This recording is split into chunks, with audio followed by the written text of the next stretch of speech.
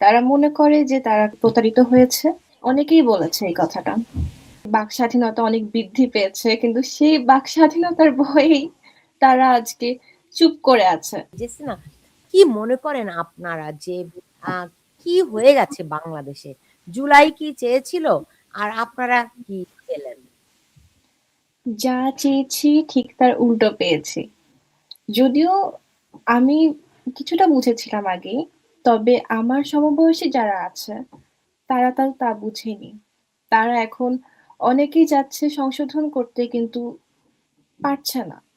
কারণ তারা যাদের জন্য কাজ করেছে এখন তাদেরই ভয়ে তারা চুপ আছে। তাদের কোনো পথও নেই। চেষ্টা করছে, কিন্তু একদিকে ফ্যামিলি, একদিকে ভয়। সবকিছু মিলে সম্ভব হচ্ছে না। তাদের ভিতরে কি এক ধরনের অনুশোচনা আছে? তারা কি মনে করে যে তারা প্রতারিত হয়েছে? মানে কি অনুভব করে কি আপনার বন্ধু-বান্ধব কিংবা আপনারা কি বোধ করেন? জি, তারা মনে করে যে তারা প্রতারিত হয়েছে। তবে অনেকেই চেষ্টা করছে কাজ করার। আমাকে অনেকে বলেছে যদি কোনো ভয়েস দিতে হয় আমি দিতে রাজি আছি। তবে ফেস টু ফেস কখনো আসতে পারবো না। যেহেতু ভয় আছে। এবং অনেকে, এটা সংখ্যা কম না, অনেক, অনেকেই বলেছে এই কথাটা। সো আমি মনে করি যে তারা প্রতারিত এবং তারা ভীত। কিসের ভয়ে ভীত তারা? তারা ভয় পায় যে তাদের কোনো ক্ষতি করা হবে। তারা যদি, যেখানে বলা হয় যে এখন নাকি বাক স্বাধীনতা অনেক বৃদ্ধি পেয়েছে, কিন্তু সেই বাক স্বাধীনতার ভয়েই তারা আজকে চুপ করে আছে। তারা চাচ্ছে কিছু করতে, কিন্তু তারা পারছে না। জি, আমি আরো বিস্তারিত শুনবো। রানা শিকদার, কি বলেন আপনি? তো আপনাকে অসংখ্য ধন্যবাদ। দেশের একটা কঠিন মুহূর্তে আজ আমরা মুখোমুখি। সামনের মাসে আগামী জাতীয় নির্বাচন। সেই মুহূর্তকে সামনে রেখে আমাদের জেনজির যে প্রজন্ম, অনেকে অলরেডি আপনার ভোটার হয়ে গেছে। তাদের মূল্যবান একটা ভোট সামনে। অনেক কিছুই বাংলাদেশের পরিবেশ পরিস্থিতি তৈরি করবে। বিষয়টা হচ্ছে যে আপনার জুলাই আগস্টে আমাদের যে জেনজির প্রজন্ম বা আমি যে প্রজন্মের, এরা একটা ভাবে প্রতারণা বা একটা মিস বলতে পারেন, ভুল করে বা আবেগে পড়ে একটা আন্দোলনে গেছিল। তারা বুঝতে পারে না এটা একটা ছিল ষড়যন্ত্র। এই দিক দিয়ে খেয়াল করলে হয়তো এটা আপুটি যে কথাটা বললো যে অনেকে বুঝতে পারতেছে, অনেকে ভুল স্বীকার করতেছে, অনেকে ফিরে আসতে চাচ্ছে, কারণ তাদের একটা ভয়। ভয়টা হচ্ছে মবের ভয়। আজকে আপনি কথা বলতে চান বা জুলাই আগস্টের পরবর্তীতে যারাই এদের বিরুদ্ধে রুখে দাঁড়াইছে বা যারাই এদের ষড়যন্ত্র গুলো ফাঁস করছে, এদের কিন্তু মবে স্বীকার করা হয়েছে, অনেককে গ্রেপ্তার করা হয়েছে, অনেকে চিরজীবনের জন্য মেরে ফেলা হয়েছে বা অনেকে এখনো গুম। এইসব জায়গা থেকে একটা ভয় আছে। মানে আমাদের এই ভয়গুলো দূর করতে হবে। কারণ বাংলাদেশটা যদি ধ্বংস হয়ে যায়, আমি আপনি কেউ বাঁচতে পারবো না। বাংলাদেশটাকে বাঁচাতে হলে আমাদের মতন প্রজন্মের যারা আছি আমরা, আমাদের এগিয়ে আসতে হবে। আমাদের এই ভয়কে জয় করতে হবে। ভয় এগুলো কোনো কিছুই না। যেহেতু 1971 সাল আমরা ইতিহাসে পড়েছি, শুনেছি বাপ-দাদাদের কাছ থেকে, সেই 71-এর মতন আমাদের আবার একটা যুদ্ধ করতে হবে। আর এই যুদ্ধের সম্পূর্ণ দায়িত্ব বা নেতৃত্বই এই প্রজন্মের উপর। আমি সবসময় একটা কথা বলি যে তারুণ্য জাগলে শেখ হাসিনা ফিরবে। এই তারুণ্যকে জাগতে হবে। বাংলাদেশটা যদি আবার স্বাধীন করতে হয়, বাংলাদেশটা আবার যদি সেই নিরাপদ করতে হয়, আমার আপনার পরিবার, আত্মীয়-স্বজন বা আমাদের এই প্রজন্মকে যদি ভালোভাবে বাঁচতে হয়, তাহলে শেখ হাসিনাকে ফিরিয়ে আনতে হবে। আর শেখ হাসিনাকে ফিরিয়ে আনার প্রথম উদ্যোগ নিতে হবে আমাদের এই তারুণ্যকে। কারণ 1971 সালে আমরা দেখেছি যে আপনার ভাষা আন্দোলন থেকে শুরু করে 69 গণ অভ্যুত্থান, সবকিছুতেই 71-এ তরুণ যারা ছিল তারা দেশের জন্য যথেষ্ট একটা ভূমিকা পালন করছে। এখন এই 24-এ 25-এ এসেও আমাদের সেই ভূমিকা পালন করতে হবে। তাই যাদের মধ্যে ভয় কাজ করতেছে, ভয়কে দূর করতে হবে। দেশের স্বার্থে, নিজের স্বার্থে বা জাতির স্বার্থে আমাকে আপনাকে জীবন উৎসর্গ করতে হতে পারে। সে জীবন উৎসর্গ করার প্রস্তুতি নিতে হবে। আর সর্বোপরি কথা হচ্ছে যে আমাকে আপনাকে বাঁচতে হবে। আমাকে আপনাকে বাঁচতে হলে, আমার পরিবারের নিরাপত্তা চাইতে হলে আমাদের প্রতিবাদ করতে হবে। কারণ দেশে তো এখন আপনার কোনো কথা বলার অধিকার নাই। অধিকার। আজকে আপনি কথা বলতে গেলে আপনি মবের শিকার হবেন। শিক্ষকরা কোনো কথা বলতে গেলে সেই শিক্ষক, যে শিক্ষক জাতির মেরুদণ্ড, সেই শিক্ষকদের আজকে লাঞ্ছিত করা হচ্ছে। তাদের আজকে আপনার জুতার মালা দিয়ে আছে। এরকম ঘৃণিত বাংলাদেশ হয়তো যুদ্ধের পর ইতিহাসে এরকম বাংলাদেশ আমরা দেখিনি। আপনারা দেখছেন কিনা জানি না। আমরা আমাদের এই বয়সে এসে এরকম বাংলাদেশ কখনো দেখিনি। এই যে একটা প্রজন্ম সম্পূর্ণ ভুল পথে চলে গেছে। এই প্রজন্ম ক্যান্সারে আক্রান্ত হয়েছে। এই ক্যান্সারে তাদের সর্বশেষ মৃত্যু। এই যে এরা যে ক্যান্সারে আক্রান্ত হয়েছে, এদের সর্বশেষ ফলাফল হবে মৃত্যু। পুরো প্রজন্মটা একটা খারাপ দিকে চলে গেছে। আপনি একটা জিনিস খেয়াল করবেন যে হাদির মৃত্যু, হাদি, আমি আমার মুখের ভাষা একটু খারাপ করি, হাদি একটা গালাগালি দিয়ে কিন্তু উল্লেখ করছিল। সেই গালাগালিটারে শাহবাগে সামনে নারী জাতি, মায়ের জাতি বসা, বোনের জাতি বসা, ওই দিক দিয়ে একজন স্লোগান দিচ্ছে। আমি আপনাদের সামনে আমি কথাটা বলতে পারতেছি না, গালাগালিটা। আর সেই গালাগালির সাথে তারা তাল দিচ্ছে, তাদের তাদের অঙ্গ প্রত্যঙ্গ নিয়ে, নারী জাতির অঙ্গ প্রত্যঙ্গ নিয়ে একটা বিরূপ মন্তব্য, খারাপ মন্তব্য করা হচ্ছে। আর তারা সেই সাথে হাতে তালি দিচ্ছে, স্লোগানে তাল মিলাচ্ছে। তাহলে আপনার বুঝতে হবে যে এই প্রজন্ম কোন দিকে চলে গেছে, আর এদের মস্তিষ্ক বা এরা কত দূর চলে গেছে।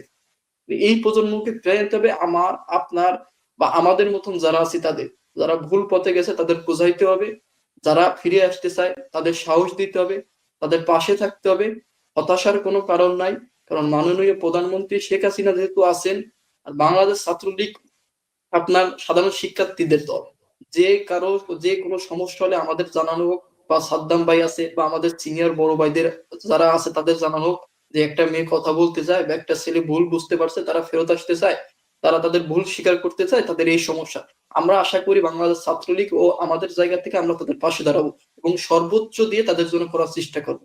আর আমরা আশা রাখি আমরা ততদিন এই দেশে বেঁচে আছি বা এখনো জীবিত আছি। ওই যুদ্ধের মতন বলতে হয়, একটি ফুলের জন্য আমরা যুদ্ধ করি। আমরা ঠিক আমাদের ওই বোনটা একটি ফুল, সে বোনকে ফুলের মতন বাঁচাইতে হলে আমরা আমাদের জীবন আগে দিব, তারপর আমার বোনের জীবন নেবে, তারপর আমাদের আর একটা ভাইয়ের জীবন নেবে। তাই আমরা আমাদের জন্য যুদ্ধের জন্য প্রস্তুতি আছি, ভয়ের কোনো কারণ নাই। সত্য সত্য সত্য কোনোদিন চাপা থাকবে না, সত্য একদিন একদিন দিনের আলো মতন প্রকাশ হবে। তাই যদি কেউ জুলাই আগস্টে কোনো ভুল করে, বা সেই ভুলগুলো এখন বুঝতে পারতেছে, বা সেগুলো স্বীকার করতে চায়, কিন্তু কোনো কিছুর ভয়, বা তাদের কেউ হুমকি দিচ্ছে, বা তাদের কোনো সমস্যা, একেবারে নির্দ্বিধায় আপু আছে, সুলতানা আপু আছে, আমাদের কাছে জানাবেন। আমাদের সিনিয়র বড় ভাইরা আছে, ছাত্রলীগের সাদ্দাম ভাই, ইনাম ভাই আছে, পরে জেলা পর্যায়ে সিনিয়র বড় ভাইরা আছে, তারা আপনাদের পাশে আছে। এবং সর্বোপরি শেষ কথা যে জননেত্রী শেখ হাসিনা আপনাদের পাশে আছেন। শেখ হাসিনা অনেক আগেই বলে দিয়েছে যে আমার সাধারণ শিক্ষার্থীদের উপর কোনো অভিযোগ নাই, কোনো মান অভিমান নাই, তোমরা পড়ালেখার টেবিলে ফিরে যাও। মানে সে কত উদার। তাকে কি পরিমাণ লাঞ্ছিত করা হলো, তার বাবা যে দল মত নির্বিশেষে এই বাংলাদেশের একজন জাতির জনক, যার মাধ্যমে দেশটা একটা স্বাধীন হয়েছে, যে দেশটা আমরা একটা সার্বভৌমত্ব পাইছি, একটা স্বাধীন ভাষা পাইছি, সে তার বাবাকে, বঙ্গবন্ধু শেখ মুজিবুর রহমানকে 5ই আগস্টের পর কিভাবে লাঞ্ছিত করা হয়েছে পুরো দেশ না বিশ্ব দেখছে। বিশ্ব এই নিয়ে নিন্দা জানাইছে। তারা লজ্জিত, আমরা লজ্জিত হইতে না পারলে তারা লজ্জিত হয়েছে। সে তারপরও বঙ্গবন্ধুর কন্যা জননেত্রী শেখ হাসিনা, সে নির্দ্বিধায় বলে দিয়েছে আমার কারোর প্রতি কোনো অভিযোগ নেই। জুলাই আগস্টে সম্পূর্ণ একটা ষড়যন্ত্র হয়েছে। এগুলো যারা যত তাড়াতাড়ি বুঝতে পারছে তত তাদের মঙ্গল হচ্ছে। না, আমিও বলবো আপু, আপনার কোনো বান্ধবী, আপনার কোনো ভাই, আপনার কোনো বোন যদি কেউ ভুল বুঝতে পারে বা ভুল বোঝার স্বীকার করে, কোনো ভয় নেই। আপনারা আমাদের কাছে আসুন, বলুন, হেল্প করুন, যে কোনো প্রয়োজনে আমরা আপনাদের পাশে আছি। জি আপু। জি, জেসিনা সিদ্দিকী, আহ, কি এখন কি বুঝতে পারছেন যে এই ভুল থেকে শুধরানোর কি উপায় আছে?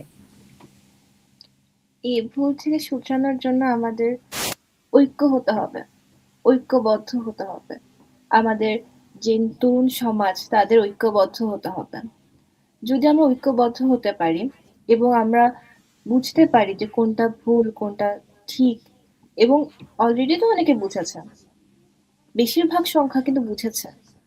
সো ওনারা যদি সামনে আসতে পারে কিংবা তারা যদি একটু কাজ করতে পারে, আমার মনে হয় এখান থেকে শুধরানো সহজ হবে। আহ, আহ, কি সেটা ঐক্যবদ্ধ হওয়ার জন্য কি প্রচেষ্টা আছে?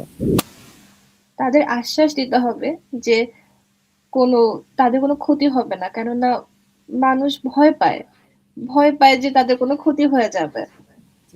আমি আপনার কিছু আপনার কার্টুন দেখেছি। আমি একটু দর্শকদেরকে আপনার কার্টুনগুলো একটু শেয়ার করি। জেসিনার কার্টুন। এই যে দেখুন, এটি হচ্ছে আপনারা বুঝতেই পারছেন, এটি ৭১-এর এই হায়েনা রুখতে হবে। কামরুল হাসানের যেই প্রতীক সেটি নিয়েই বোধহয় এঁকেছে, তাই না? জেসিনা? এটি জি হচ্ছে আমি বুঝতে পারছি জারা, রাইট? হ্যাঁ?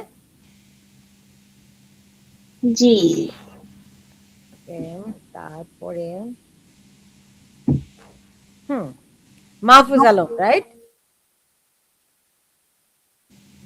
জি এটা দিয়ে কি বোঝাতে চেয়েছেন জেসিনা? এক সময় একটি সময় আসবে যে সময় যেহেতু মোহাম্মদ ইউনুস বয়স্ক, সো ওনার লাঠি নিয়ে যেতে হবে। তবে মানুষজন যেভাবে ক্ষিপ্ত ওনার উপর, আহ, তাড়া করবে ওনাকে। প্লাস কিছু সংখ্যক মানুষ এটা দেখে মজা নিবে, দূর থেকে কাছ থেকে। বেসিক্যালি এটা এটাই বোঝানো হয়েছে এখানে, হুম, একটা ফিউচার টাইপের। ওকে, মানে ইউনুসকে একদিন পালাতে হবে, তাই তো? একদিন পালাতে হবে। আমি তো বুঝতে পারছি। মাহফুজ আলম, সার্জিস, হ্যাঁ, এটা একটু একটু ব্যাখ্যা করেন এদের বিষয়ে। সবার মাথায় একটা ছোট ছোট টুপি দেখা যাচ্ছে। জি, এখানে আসলে একটা খুব আইকনিক একটা ছবি ছিল, রাজাকারদের একসাথে একটা বসা কার্টুন। সো এটা যে পুনরাবৃত্তি হয়েছে, তো ওনাদের জাস্ট টুপিগুলো অ্যাড করে দিয়ে অ্যান্ড ওনাদের জায়গাটাকে মানে জাস্ট বসিয়ে দিয়ে বোঝানো হয়েছে যে হ্যাঁ তারা আবার এসেছে, সময় আবার রিপিট হয়েছে।